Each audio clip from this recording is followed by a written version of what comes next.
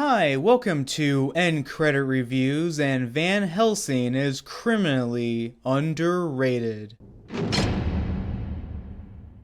Van Helsing is an action-adventure horror movie from 2004. It was directed by Stephen Sommers, who, for those who don't remember, directed the first two Mummy movies. Not the third one, that was just crap. It stars Hugh Jackman, Kate Beckinsale, Richard Roxburgh, and David Winham. Although it was a mild financial success, it was not enough to justify a sequel. And it didn't help that critics were overly harsh. Some of you naysayers are probably like, oh, he knows nothing about the Universal Monster movies. I have grown up with these movies and love them. I got them on VHS when they came to DVD.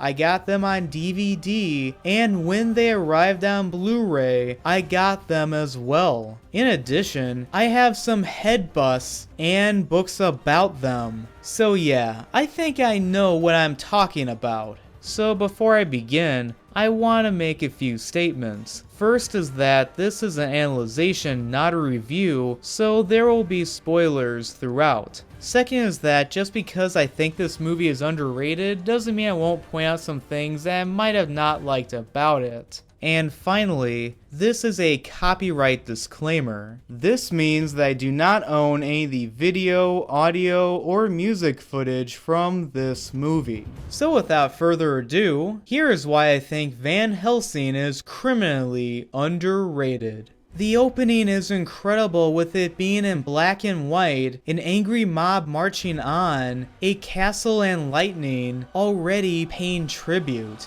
It's alive! We are introduced to Dracula, played by Richard Roxburgh, tells Dr. Frankenstein, played by Samuel West, that his creation belongs to him. He is the king. I could never allow him to be used for such evil. I could. But he refuses and he tries to kill him. You can't kill me, Victor.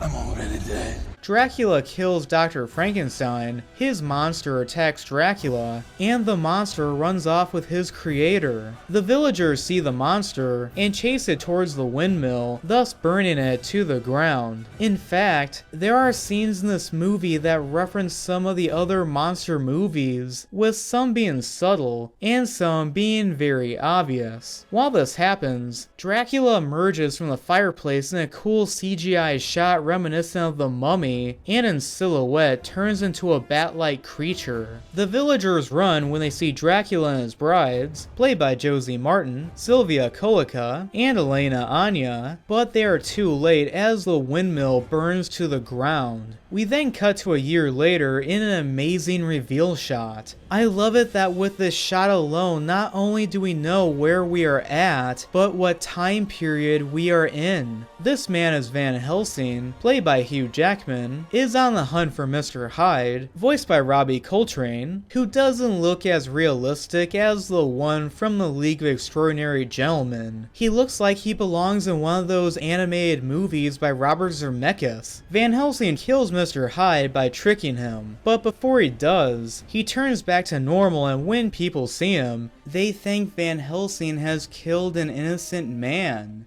Van Helsing!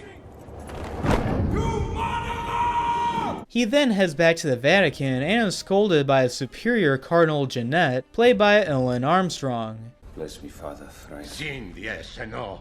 You're very good at that. He is then given his assignment to go to Transylvania to kill Dracula once and for all. He is also to meet up with and protect some allies named Prince Velkin, played by Will Kemp, and Princess Anna, played by Kate Beckinsale, and yes, those pictures do look too good to be from the 1800s. He is shown an inscription that looks familiar. I think that in Transylvania you might find the answer you seek. He is then given weapons by a friar named Carl, played by David Winham. What's it for? Oh, I don't know, but I'm sure it'll come in handy. 12 years, you don't know what it does? I didn't say that. I said I didn't know what it's for. We then cut to Velkin and Anna hunting for a werewolf, and it goes wrong, and Velkin saves his sister, but falls off the cliff with the werewolf.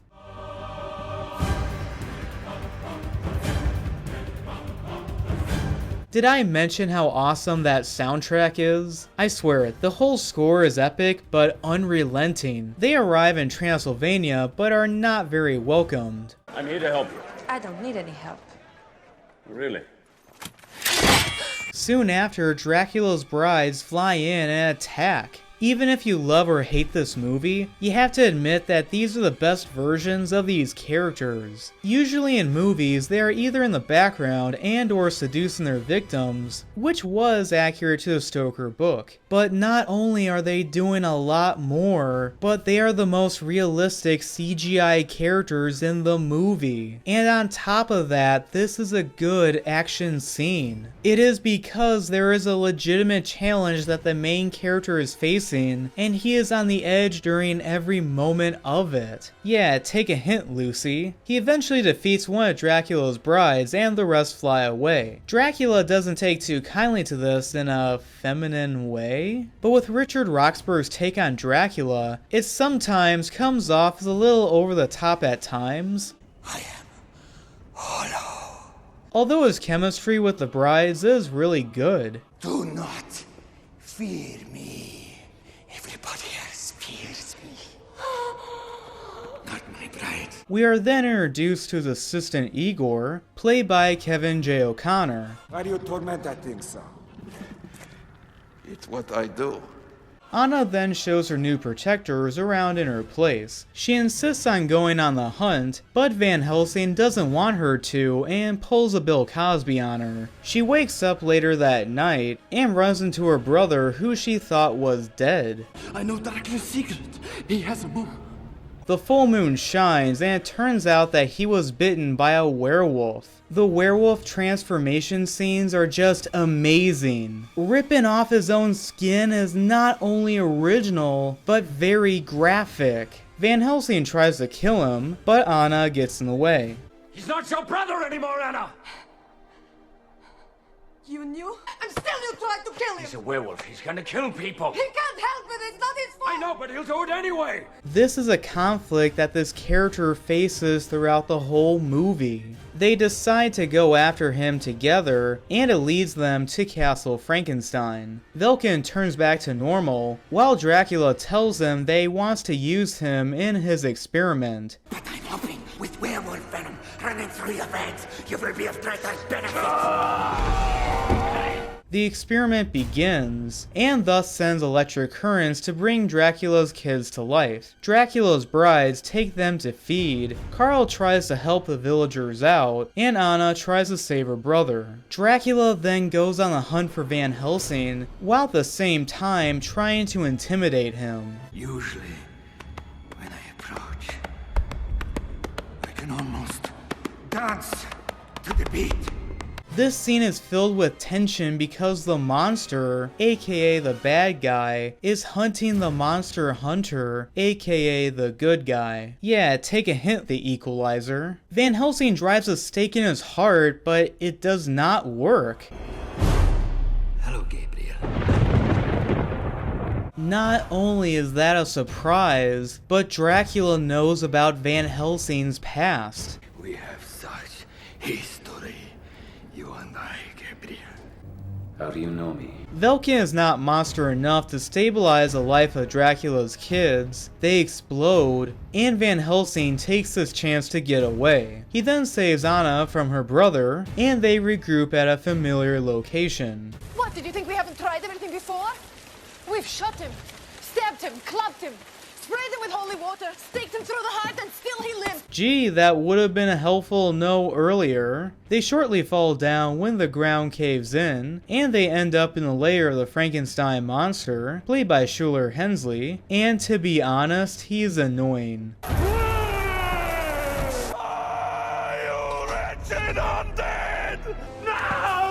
But I also like that this movie shows that Van Helsing does not kill all monsters. Evil may have created it, may have left its mark on it, but evil does not rule it, so I cannot kill it. we find out that the Frankenstein monster is the key to Dracula's plan. This is also paying tribute to other crossover movies with the monsters in the past, because those movies had the Frankenstein monster used as the MacGuffin or the plot device. While this happens, Carl gets laid? But you can do that. You are a monk. Well, actually, I'm just a friar. Well, good for him. If this movie would have been made nowadays, the best he would have gotten would have been a hug. He then stumbles upon a painting that comes to life, gives more clues. They decide to take the Frankenstein monster to Rome for protection, and that soundtrack is awesome.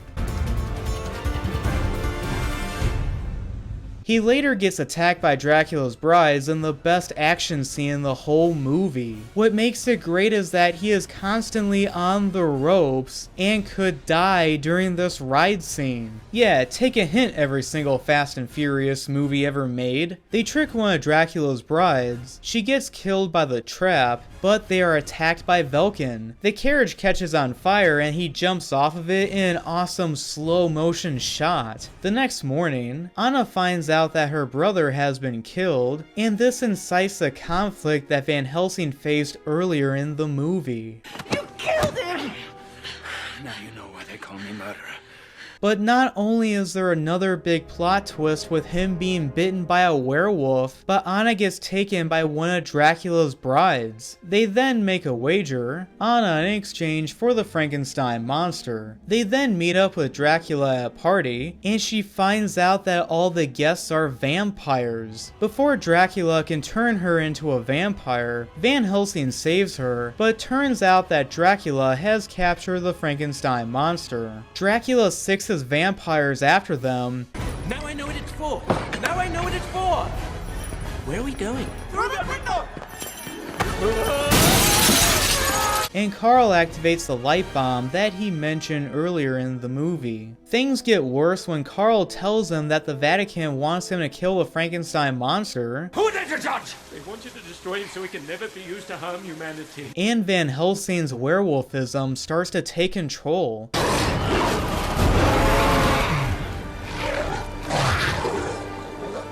But Carl tells them where Dracula might be at. It all started when Dracula was murdered. Do you know who murdered him? No, there's just some vague reference to the left hand of God. He banished him to an icy fortress, sending him to a door from which there was no return.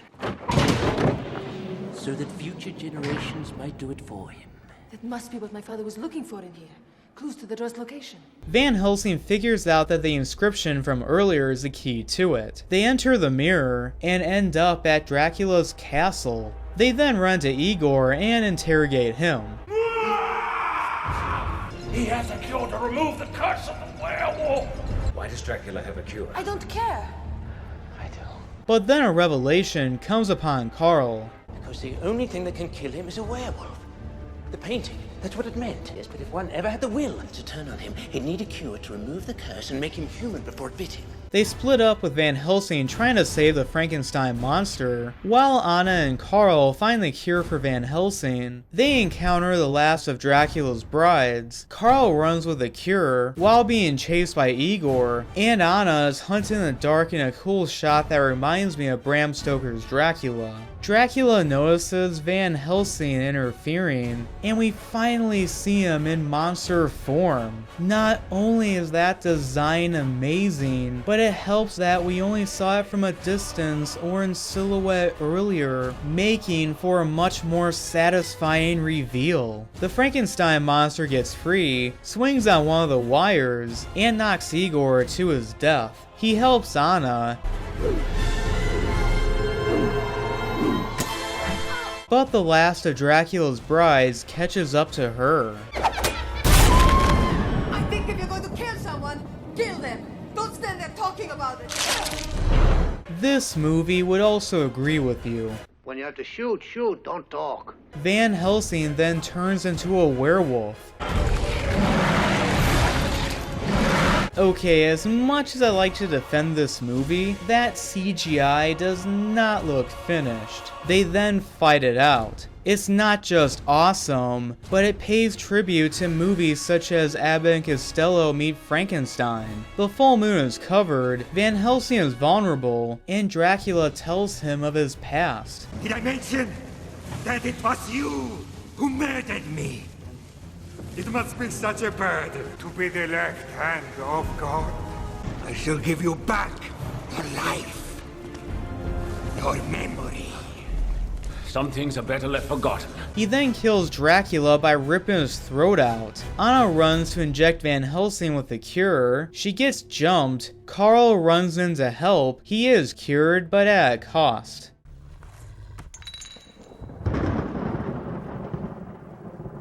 She's dead.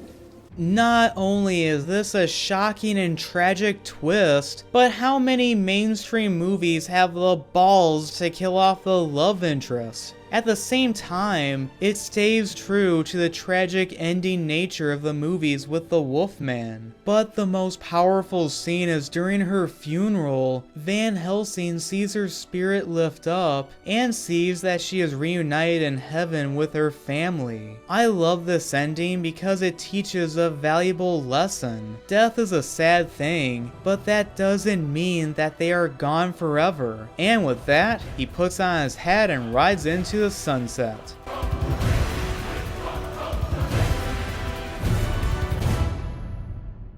Van Helsing is a nice callback to the classic Universal monster movies, but being its own movie as well. I know that they will not be able to duplicate what Bela Lugosi and Boris Karloff did, but we should be open-minded to what other movies years later have envisioned. I also think it's interesting to talk about a movie like this one because of the whole Dark Universe that was announced this year, and they plan on remaking this one. But if it happens or not, this one is definitely one of the best Universal monster movies. So that is why I think Van Helsing is criminally underrated. So anyway, thanks for watching. I really hope you enjoyed this video. Please like and subscribe.